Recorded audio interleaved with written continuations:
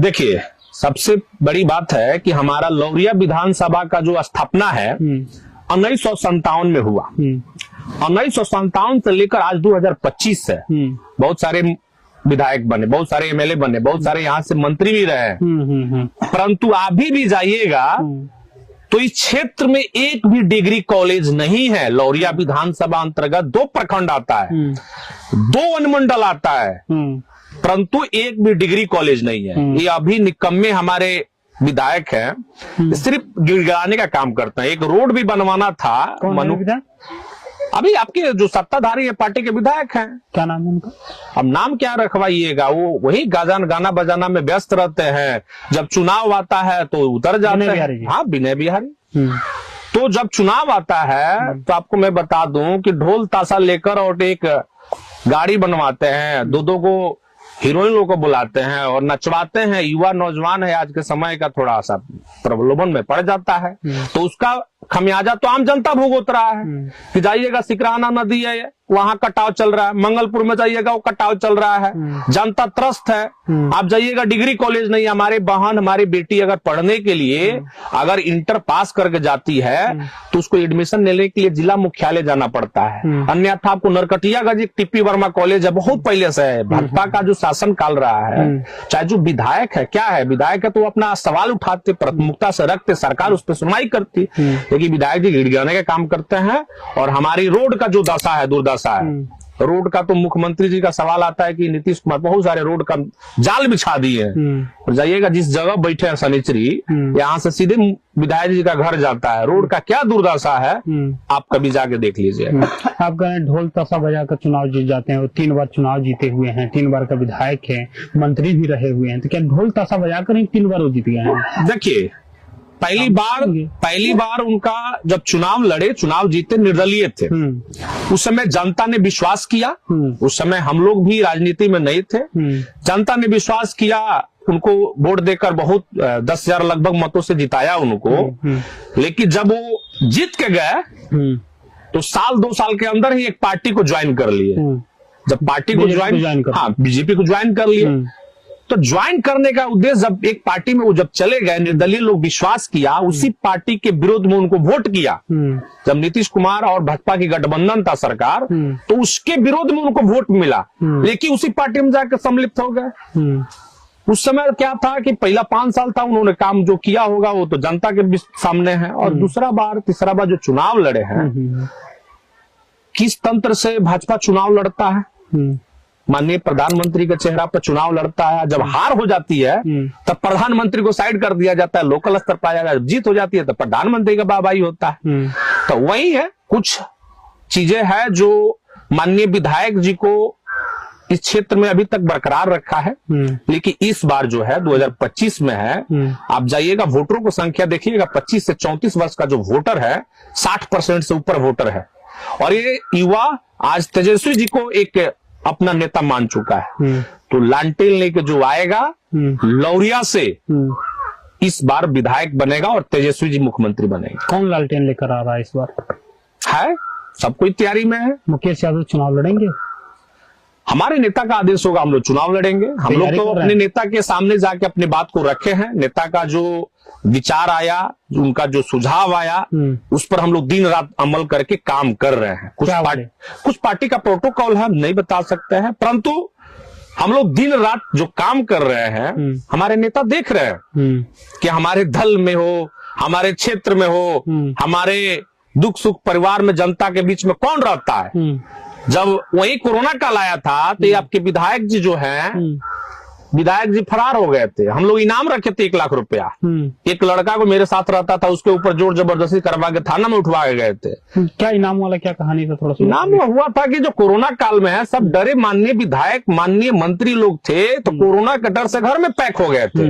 बोले हमारा तबीयत खराब है, बाबा रे बाबा अब निकलेंगे नहीं हम लोग थे तो सैनिटाइजर, मास्क, जो भी सरकार का गाइडलाइंस जो हम जनता को मदद कर सकते थे, वो लेके हमारी पूरी टीम लौरिया में 2-2 जगह हम लोग कोविड केयर सेंटर खोले थे। 19 का बता रहे हैं या 21 का बता रहे हैं, 21 का बता रहे हैं। उसमें हम लोग उन्हीं के घर के विधायक जी के बगल में हम लोग कोविड केयर सेंटर खोल के हम लोग दवाई फ्री बांट रहे थे, सैनिटाइजर बांट रहे थे, सूखा राशन बांट रहे थे। जब हम लोग रखे कि विधायक जी आए, अगर कोई खोज के लाए हम लोग लाख रुपया देंगे, तो विधायक जी बिल में से निकलते हैं और कहते हैं कि उसी 1 लाख को आप बांट दीजिए जनता में।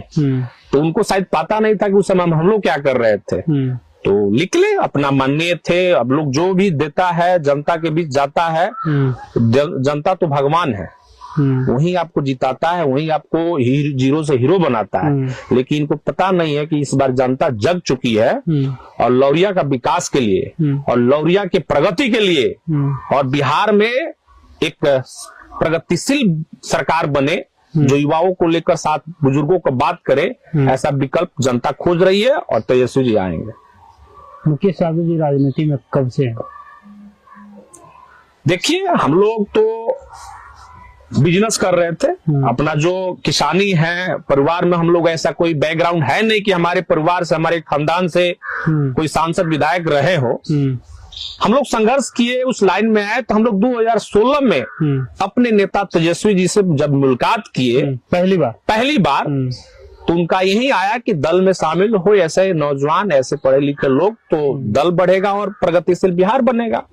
तो 2016 में ही बड़ा रमना में अपने नेता तेजस्वी जी से हम सदस्यता ग्रहण किए और उस समय से लेकर पंचायत स्तर से राजनीति शुरुआत करके जिला अध्यक्ष भी रहे अपने पश्चिमी चंपारण युवा प्रकोष्ठ का, और उसको आज चारों तरफ राजद का नाम चर्चाओं युवाओं में लाने के लिए हम लोग हर दिन काम करते रहे। हमारे नेता का तो चारों तरफ चर्चा है, बिहार ही नहीं, देश ही नहीं, पूरे विश्व में अगर कोई विख्यात है युवा नेता में तो तेजस्वी जी हैं। चारों दल में अगर किसी दल में आज युवा कहता है कि हम भी राजनीति में हैं, तो एक ही आदमी का देन है, वो तेजस्वी जी का देन है।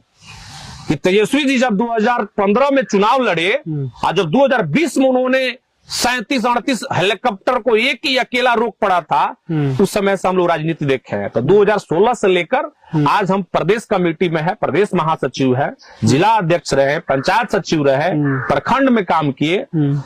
तो एक ही उद्देश्य से काम किए कि समाज को कैसे सेवा किया जाए। समाज में जाइएगा तो लालू राज को लोग बताता है, यही पार्टी लोग बताता है जंगल राज, लेकिन 1990 के कहानी कोई नहीं बताता है।